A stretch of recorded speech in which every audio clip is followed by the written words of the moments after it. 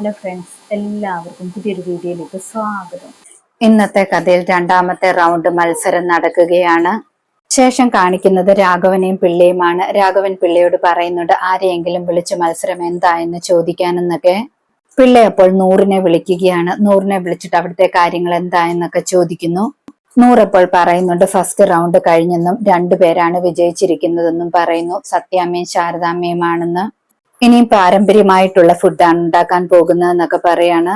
നൂറ് ഫോൺ വെച്ചതിന് ശേഷം രാഘവൻ പറയുന്നുണ്ട് എന്തായാലും സത്യാമ്മ വിജയിക്കത്തില്ല, സത്യാമ്മയ്ക്കാണെങ്കിൽ ശാരദാമ്മയെ തോപ്പിക്കാനൊന്നും പറ്റത്തില്ല എന്നൊക്കെ പറയുന്നു.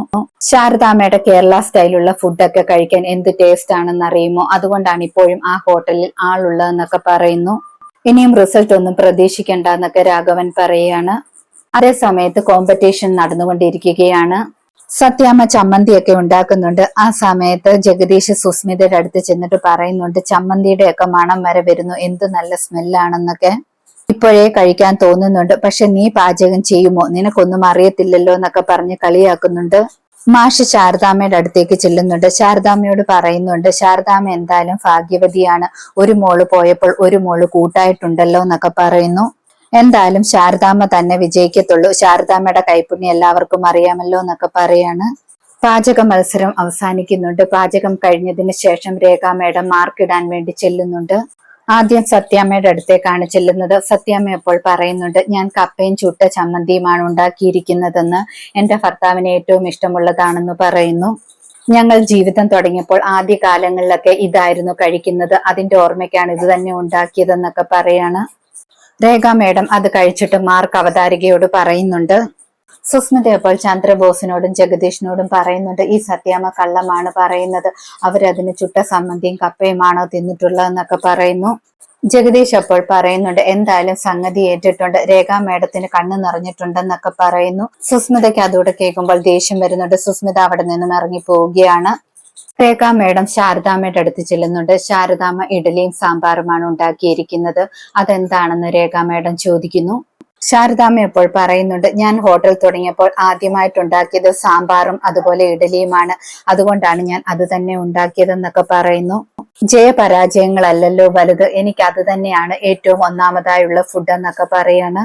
ശാരദാമ്മ ഉണ്ടാക്കിയ ഫുഡ് രേഖ മേഡം കഴിക്കുന്നുണ്ട്. രേഖ മേഡം കഴിക്കുമ്പോൾ തന്നെ മുഖം മാറുന്നുണ്ട്. അവതാരികയോട് മാർക്കും പറഞ്ഞിട്ട് പോകുന്നു. ശേഷം രേഖ മേഡം മത്സരത്തിന്റെ റിസൾട്ട് പ്രഖ്യാപിക്കുകയാണ്.